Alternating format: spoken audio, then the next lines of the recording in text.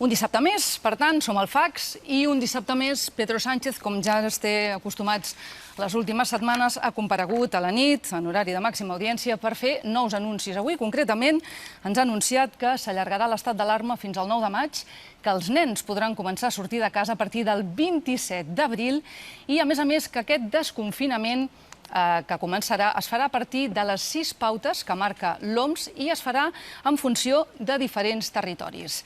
Volem parlar precisament amb una persona de l'OMS, amb l'epidemiòleg Pedro Alonso, a veure què li semblen aquests anuncis que ha fet avui Pedro Sánchez i també de moltes altres qüestions relacionades, evidentment, amb el coronavirus, ell, que és un expert en la malària. Doctor Pedro Alonso, bona nit. Hola, bona nit. Què li sembla aquest anunci que ha fet avui Pedro Sánchez que els nens puguin començar a sortir a partir del 27 d'abril i que el desconfinament es faci per territoris? És una bona idea? Bueno, como sabe, yo ahora soy director en la Organización Mundial de la Salud y como tal la Organización Mundial de la Salud no comenta sobre las acciones concretas de un país o de un Estado, un gobierno específico. Seguro que han debido de valorar adecuadamente con los comités de expertos que corresponda si esta es la medida correcta a tomar en ese momento con los datos que tengan y por lo tanto lo que hay que hacer ahora es confiar en que sea efectivamente la medida correcta. Parla de que fins que no es compleixin les 6 pautes que marca l'OMS, aquest desconfinament no començaria. Ara mateix, dels 6 punts que marca l'Organització Mundial de la Salut, Espanya només està complint el punt número 4, que és mesures preventives en els llocs de treball i també les escoles i altres llocs on sigui essencial que les persones hagin d'anar-hi. Per què els altres 6 punts, que són que la transmissió hagi quedat controlada, que hi hagi capacitat per detectar i sotmetre's a proves a tota la gent, tots els altres punts a hores d'ara, després de 5 setmanes de l'estat d'alarma, no s'estan complint? Bueno, evidentemente eso es una pregunta que no me corresponde a mí responder. Lo que es evidente es que España, como otras zonas del mundo, pero quizá muy especialmente, está sufriendo unas tasas de mortalidad extremadamente altas y esto ciertamente requerirá que se evalúe cuando llegue el momento el porqué de esta situación, como en Italia, en cierta medida también como en Francia y en otros países. El momento de entender el cómo hemos llegado aquí no es ahora todavía, en mi opinión. Hay muchos factores que habrá que mirar de forma cuidadosa, informada, científicamente guiada, por posiblemente comisiones independientes que habrá que crear, como habrá que evaluar el propio papel de la Organización Mundial de la Salud, como algún gobierno ha reclamado. Pero ese momento no ha llegado todavía, en mi opinión. Doctor Alonso, vostè és director del Programa Mundial de la Malària a l'Organització Mundial de la Salut. Precisament, la malària i aquest terrible coronavirus estan una mica relacionats perquè, si més no, les persones que actualment estan sotmetent-se a un tractament per la Covid-19 se'ls està subministrant un medicament que també es fa servir per la malària. Això és així? Se refiere esencialmente a 2 fármacos, la cloroquina y la hidroxicloroquina. Son 2 fármacos que se sabía desde hace mucho tiempo que tenían un efecto antiviral in vitro en el laboratorio y que se han empezado a utilizar de forma bastante extendida que llamaríamos como tratamiento compasivo contra el covirus, el COVID-19, o como profilaxis frente a la infección por este virus. Las evidencias hasta ahora no son ni mucho menos concluyentes y, por lo tanto, la propia Organización Mundial de la Salud lo ha dicho con total claridad. No hay suficiente evidencia. Por lo tanto, esto es un ejemplo más de cómo la investigación es absolutamente esencial para poder clarificar el papel que pueda tener tanto en la prevención como en el tratamiento de esta infección. A días de hoy, la evidencia es claramente insuficiente como para poder hacer una recomendación de uso de este fármaco. Vostè ha dit que la Covid-19 té el potencial suficient com per haver de poder definir el futur de la humanitat. A què es refereix amb aquestes paraules, doctor? Bueno, yo creo que frente a una cierta miopía que quizás hemos tenido todos durante muchos años, las enfermedades infecciosas no son algo del pasado. Ha habido cierto maniqueísmo a veces en decir, bueno, esto de las enfermedades infecciosas es una cosa del siglo XIX o de principios del siglo XX. Ahora entramos en la importancia de otras enfermedades, que evidentemente lo son, el cáncer, las enfermedades cardiovasculares, las neurológicas, faltaría más, y una cierta puerilidad en enfrentar una enfermedad versus otra. Lo que es evidente es que si hay una enfermedad que tiene la capacidad de bloquear a la humanidad entera, de suponer un riesgo existencial a la humanidad y a la cultura tal y como la entendemos, eso solo lo puede hacer una enfermedad infecciosa. Y lo estamos viendo. Hace apenas 3 meses yo estaba en China, en enero, y en aquel momento había las primeras informaciones de unas agrupaciones de neumonías. En apenas 3 meses pensemos cómo ha cambiado ya el mundo. El potencial de una enfermedad infecciosa, de transmitirse a la velocidad a la que lo hace, tener la mortalidad asociada que tiene, los impactos indirectos, que es lo que a mí ahora más me ocupa y me preocupa, especialmente cuando llegue a las zonas endémicas del mundo, que son también las poblaciones más desfavorecidas del planeta, donde los sistemas de salud son más frágiles. Simplemente pensemos lo que ha ocurrido en Barcelona, con los hospitales de primer nivel mundial que tenemos, con los centros de investigación de primer nivel mundial que tenemos y la mortalidad que estamos viendo. Imaginemos esto en el contexto de la pobreza, del subdesarrollo, de la falta de infraestructura médica básica y en presencia de otras enfermedades que sabemos que cada año, en el caso de la malaria, mata a más de 400.000 personas, causa más de 200 millones de casos clínicos. El efecto puede ser realmente devastador.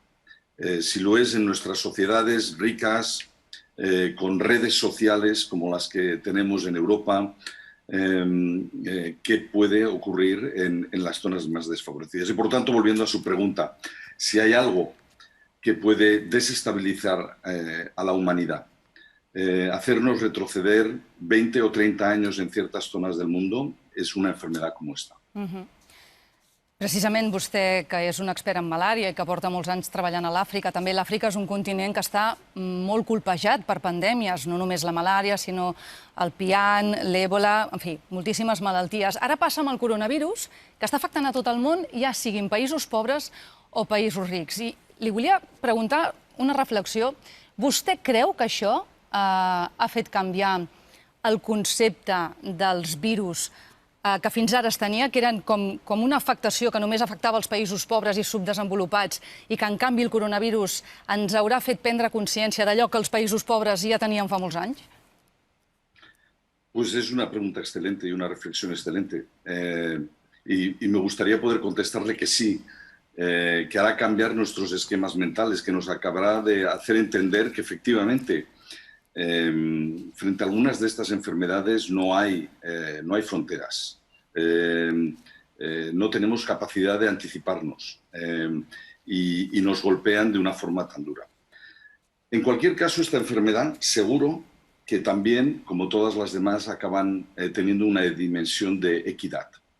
Y al final serán siempre las poblaciones más pobres, las poblaciones más desfavorecidas, las que se lleven una parte desproporcional del impacto de esta pandemia, tanto directamente por el efecto del virus como indirectamente por lo que será la siguiente oleada, que será la crisis económica que se desatará, seguida de la tercera ola, que será el impacto social que esto tendrá sobre estas sociedades. Por lo tanto, estamos en territorio desconocido, y en el que solo la solidaridad, solo la ciencia y el trabajar todos juntos nos permitirá salir adelante de un reto al cual el mundo nos había enfrentado en los últimos 100 años y que las consecuencias de lo que tenemos entre manos todavía no somos capaces ni de atisbar o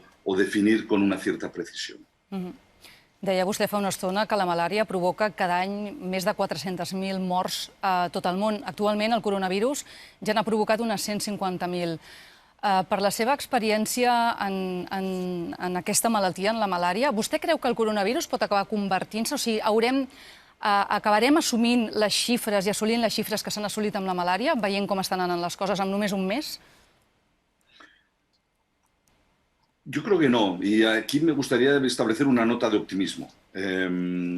Cuando nos enfrentamos a lo más parecido que es esto, que fue la gripe llamada española del 1918, no teníamos antibióticos.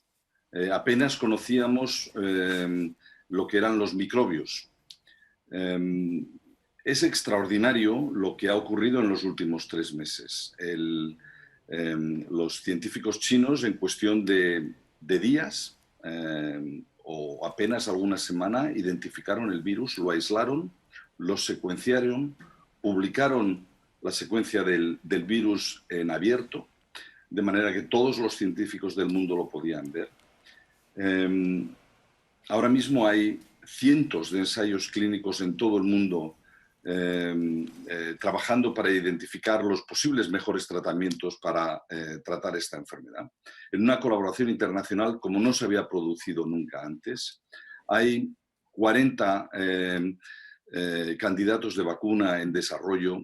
Toda la industria farmacéutica mundial se ha puesto a trabajar de forma colaborativa para encontrar una vacuna y, por tanto, encontraremos una vacuna. Habrá una vacuna. Y se está trabajando ya en asegurar que esa se pueda distribuir con equidad y a las poblaciones que más lo necesiten. Y por tanto, la respuesta, la humanidad, la capacidad que tiene la humanidad a través de la cultura, que la ciencia es cultura, de poder ayudar a mitigar y eventualmente resolver la pandemia a la que nos enfrentamos, es como nunca antes había existido. Y por lo tanto, usted me preguntaba, ¿y dentro nos acabaremos acostumbrando a esto? Pues yo creo que no nos acabaremos acostumbrando porque lo venceremos. No me cabe la más mínima duda que lo venceremos. Pero ¿sabe lo que ocurrirá después? Que nos olvidaremos que hay otras partes de la humanidad que siguen sufriendo sus pandemias que han sufrido durante los últimos 10.000 años y que la esperanza de vida entre esas poblaciones y las nuestras, la diferencia es de 25 años, que el lugar donde uno nace en este mundo sigue siendo lo que determina tus posibilidades de cumplir tus primeros años de vida o tus primeros 5 años, y que por tanto el mundo de las desigualdades continuará.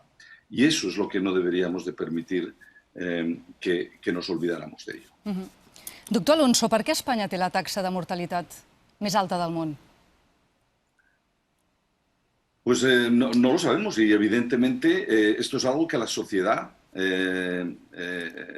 las sociedades científicas, las autoridades, las administraciones tendrán que analizarlo con atención y de una forma seria, independiente, no guiada por las politizaciones. No hay nada más desastroso, como ha dicho nuestro director general de la Organización Mundial de la Salud, que la politización del virus. Este es un reto existencial al que nos enfrentamos y tenemos que vencerlo, y luego tenemos que saber qué hemos hecho bien, qué hemos hecho regular y qué hemos hecho mal. Evidentemente, en España no hay razones para la autosatisfacción o la tranquilidad cuando miles de nuestros conciudadanos han muerto. Y particularmente horroroso es cómo han muerto en las residencias de mayores, solos, abandonados, sin los cuidados adecuados. Esto es un problema que nuestra sociedad, la sociedad española, la sociedad catalana, tendrá que analizar y analizar con mucha prudencia. Habrá que ver cómo se ha financiado la sanidad en el pasado, cómo se ha gestionado la atención de nuestros mayores en las residencias? ¿Por qué tenemos esta dificultad en tener datos fiables? ¿Por qué en gran medida las autoridades y las administraciones están como un piloto volando cuando el radar no le funciona bien o no sabe el altímetro a qué altura está el avión? Y esto es un problema enorme que implica a todos. ¿Por qué no tenemos buenos datos? Que es la lección número uno en epidemiología. Ahora que hay epidemiólogos por todos lados, pues la lección número uno de epidemiología, definida hace ya más de 2000 años, dice, lo primero que hay que saber es el quién, el dónde y el cuándo. Quién ha muerto, dónde ha muerto y cuándo ha muerto. Porque si no tenemos, y quién se ha infectado y quién ha enfermado, porque si no tenemos esos datos, es muy difícil ejercer una acción eficaz de salud pública. Y por lo tanto, insisto, este es un elemento clave que habrá que entender por qué no tenemos los datos adecuados, por qué no funcionan los sistemas de información de forma adecuada, pero muchas otras cosas. También habrá que congratularse de muchas cosas. Mis colegas médicos y como antiguo trabajador del Hospital Clínic de Barcelona y del Instituto de Salud Global de Barcelona, la acción heroica de tantos compañeros en primera línea, cómo se ha conseguido reconvertir hospitales enteros, multiplicar por 3 las unidades de cuidados intensivos, trabajar turnos interminables. Seguro que esto también ha salvado miles y miles de vidas. Por lo tanto, este no es un tema que se debe tomar con ligereza, no es un tema sobre el que se deba de frivolizar. Aquí hay muchos elementos que habrá que analizar en gran detalle, porque de esto nos jugamos el que podamos aprender. Y si de esto no somos capaces de aprender, hay una cosa segura que va a volver a ocurrir. Como ya lo decíamos hace muchos años, volverá a haber otra pandemia. De esto no hay duda. Se podrá discutir el cuándo, pero no el si lo va a haber o no lo va a haber. Y que por lo tanto a la próxima vez nos pille mejor organizados, mejor preparados, con mayor capacidad de anticipación y que no tengamos miles de muertos a los que llorar, com tenemos ahora. Ha quedat molt clara la lectura entre línies del missatge que ens acaba de donar, doctor. Evidentment s'haurà de reflexionar sobre què s'ha fet malament i què s'ha fet bé també. Jo li volia preguntar de Espanya, ja veurem per què és qui té la taxa de mortalitat més alta, però també li volia preguntar per què Alemanya és qui té la taxa de mortalitat més baixa, que estan fent bé ells, que no hem fet bé nosaltres. I després també preguntar-li, i amb això acabaríem, doctor, si l'OMS hauria de fer també una certa autocrítica, potser per haver menys tingut aquest virus. Vostè ens comentava que era la Xina quan tot just es començava a parlar d'aquelles pneumònies bilaterals. No sé, quina reflexió fa de tot això que li comento ara ja per acabar? De nuevo, evidentemente Alemania algo ha hecho muy bien, porque tiene una mortalidad mucho más baja. Ha sido que han reaccionado de forma más rápida, han testado de forma mucho más amplia, han tenido capacidad de detectar las infecciones y aislarlas de forma mucho más activa de lo que hayamos podido ser nosotros, o en Italia, o en Francia, posiblemente. Pero, insisto, no podemos extraer conclusiones demasiado rápidas. ¿Por qué en Tarragona hay mucha menos incidencia que en Barcelona?